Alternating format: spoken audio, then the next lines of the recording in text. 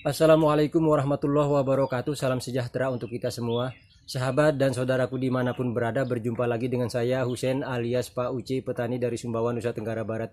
Nah sahabat tani, pada kesempatan kali ini tema kita tentang pemangkasan jantung pisang. Kalau kita melakukan pemangkasan, dampaknya seperti apa? Kalau kita tidak melakukan pemangkasan, dampaknya seperti apa? Tentu terkait dengan dampak positif dan negatif. Nah sahabat tani, pada kesempatan kali ini kita akan membahas dua hal, di mana yang pertama kita akan membahas dampak positif dan negatifnya, kenapa harus dilakukan pemangkasan. Yang kedua, bagaimana cara memaksimalkan agar buah pisang kita berkualitas, bersih, mulus, dan juga besar sahabat tani. Sebelum saya lanjutkan, kepada sahabatku semuanya, saya mohon dukungannya dengan menekan tombol subscribe. Bagi yang belum subscribe, jangan lupa aktifkan icon lonceng notifikasinya agar nanti setiap saya upload video, sahabat selalu lebih awal mendapatkan informasi. Jangan lupa juga like ya, jika berkenan bisa share dan komen. Yuk sahabat tani, kita akan memulai dan kita akan mencari pohon yang paling pendek. Nah sahabat tani, ini kita berada di bawah pohon pisang Morosebo. Ini pisang yang pendek sahabat tani, yang tadi sangat tinggi sekali, karena itu Cavendish dan itu tingginya ada 2,5 meter dan 3 meter. Nah sahabat tani, pun yang pertama, kenapa kita harus melakukan pemangkasan pada jantung pisang ini? Nah dampak positifnya apa jika kita lakukan pemangkasan? Nah tujuan daripada melakukan pemangkasan sahabat tani adalah untuk menghentikan aliran nutrisi sahabat tani.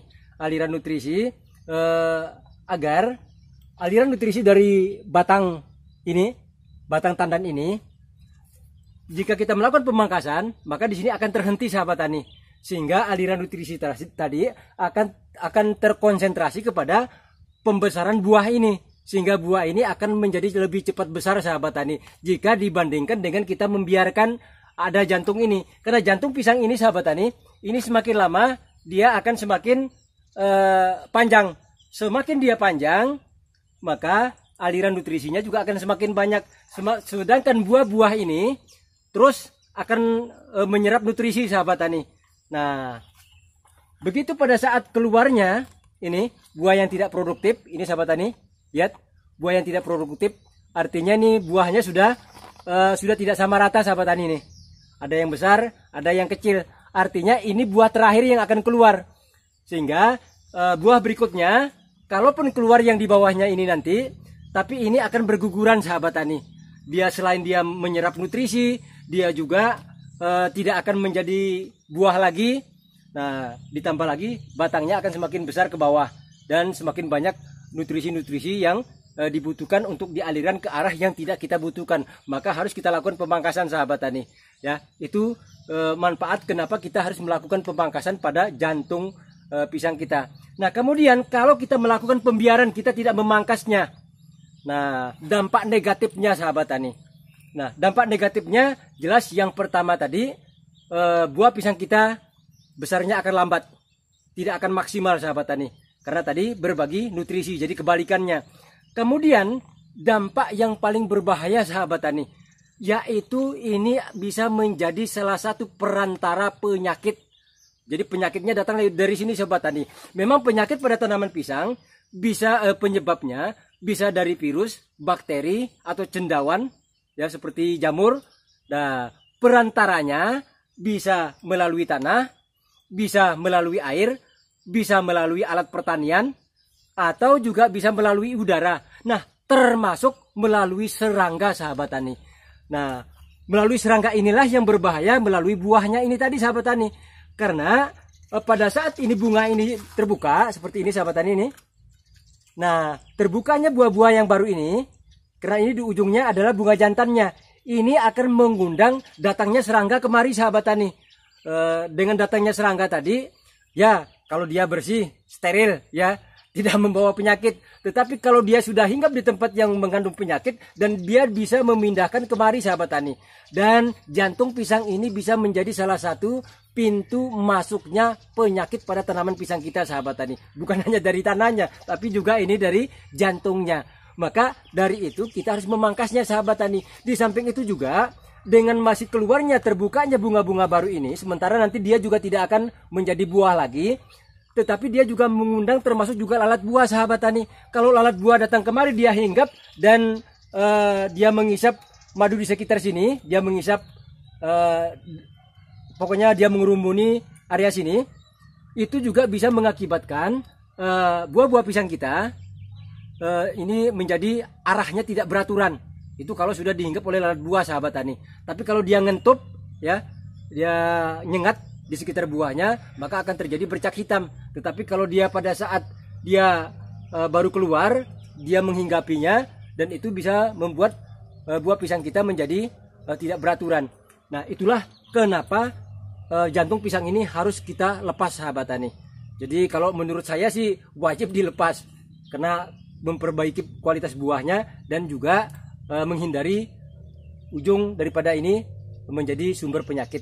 Nah, ini sahabat tani yang pertama.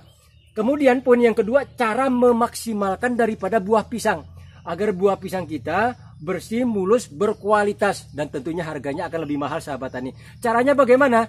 Hal yang harus kita perhatikan sahabat tani. Waduh, ini pisangnya malah lebih tinggi saya daripada pisangnya sahabat tani. Nah, ini yang pertama, pada saat pisangnya keluar, jantung pisangnya keluar, masih berdiri tegap. Karena pisang ini sahabat tani, jantungnya itu dia hanya punya waktu 2 hari. Dia akan membuka 2-3 hari dia sudah membuka. Ini pembungkusnya ini. Selama ininya masih rapat, maka larva baik disebabkan oleh telur ngengat, ya ulat yang biasanya diberikan oleh ngengat pada saat di sela-sela pelepah itu, sebelum dia masuk kemari, maka kita lakukan pemotongan. Ya, kita melakukan pemotongan. Setelah itu baru kita lakukan penyepraian. Nah, untuk merawat jantungnya pada tahap awal dan juga sekaligus untuk mencegah bagaimana terjadinya bercak hitam. Nah, ini sudah saya bahas pada 2 video sebelumnya sahabat tani. Nanti bisa dicek di ujung layar video ini, seperti ini gambar thumbnailnya, bisa sahabat cek. Nah, yang pertama kita harus merawat jantungnya pada saat jantungnya keluar. Itu harus kita lakukan sahabat tani agar pada saat buahnya seperti ini sudah keluar mulus seperti ini. Nah, kalau kita tidak merawat, ini bisa terjadi korengan bercak hitam ini sahabat tani. Tapi karena ini sudah kita rawat, kita lakukan pemotongan sehingga buahnya menjadi bersih seperti ini. Nah, kemudian setelah kita lakukan perawatan jantung, kemudian buahnya keluar satu persatu seperti ini. Tandan sisirnya terbuka satu persatu. Nah, setelah seperti ini kita lepas bunga jantannya sahabat tani. Kita lepas. Nah, bunga jantan yang dilepas sahabat tani, kalau mungkin pisangnya pisang Cavendish lebih gampang. Tapi kalau Morosebo seperti ini harus ada ciri-ciri warna cenderung kecoklatan. Ini artinya sudah gampang untuk dilepas sahabat tani. Tetapi kalau masih seperti ini jangan dilepas dulu. Kalau masih segar seperti ini. Kecuali kalau digunting sahabat tani. Kalau menggunakan gunting bisa, tapi kalau kita ambil dicopot seperti ini juga bahaya.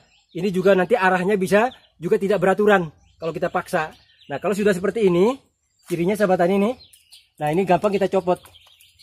Tapi kalau masih seperti ini masih susah sahabat tani. Jadi penyebab buah pisang kita menjadi arahnya tidak beraturan, satu bisa saja cara kita memangkas ini ujung melepas daripada bunga jantan ini, bisa juga karena dikerumuni oleh lalat buah. Nah, setelah kita lakukan pemangkasan seperti ini, kita pangkas semuanya sahabat tani seperti ini. Cara pemangkasannya nanti dicek saja di video sahabat tani. Ya, anggap saja ini biar durasinya tidak panjang. Setelah kita melakukan pemangkasan, nah maka ini buah yang tidak produktif ini kita pangkas juga sahabat tani. Nih, kita pangkas. Kemudian nah setelah seperti ini sahabat tani, kita pangkas bunga jantannya. Setelah kita pangkas juga bunga jantannya, maka jantungnya juga harus kita lepas. Jantungnya itu cukup kita patahkan begini saja. Nah, jadi jangan menggunakan pisau. Kalaupun menggunakan pisau harus betul-betul steril sahabat tani, karena alat pertanian bisa juga menjadi penyebab masuknya penyakit lewat sini kalau tidak sehat sahabat tani. Nah, kalau sudah seperti ini, sudah tinggal kita lakukan pembungkusan dengan menggunakan karung sahabat tani. Bisa kita menggunakan karung biasa yang besar, atau kita bisa menggunakan plastik khusus pembungkus buah pisang yang warnanya biru. Itu biasanya sudah mengandung pestisida. Nah, itu agar buah pisang kita bersih. Nah, inilah yang harus kita perhatikan sahabat tani, agar buah pisang kita berkualitas. Jadi mulai keluar jantungnya harus kita rawat. Begitu sudah keluar buah yang tidak produktif tadi juga harus kita rawat. Kita pangkas semuanya. Bunga jantannya kita lepas jantungnya, baru kita lakukan pembungkusan. Maka dengan cara seperti ini sahabat tani, buah pisang kita dijamin pasti bersih, berkualitas, dan harganya lebih mahal. Tapi kalau kita tidak merawatnya, maka buah ini akan korengan, harganya menjadi lebih murah. Bahkan parahnya lagi nggak laku sahabat tani. Oke sahabatku semua, itulah dampak positif dan negatif kenapa jantung pisang harus kita lepas sahabat tani. Mudah-mudahan bagi sahabat saya yang banyak masalah, bahkan yang kemarin menanyakan tentang buah pisangnya bermasalah, mudah-mudahan informasi ini bisa bermanfaat sahabat tani.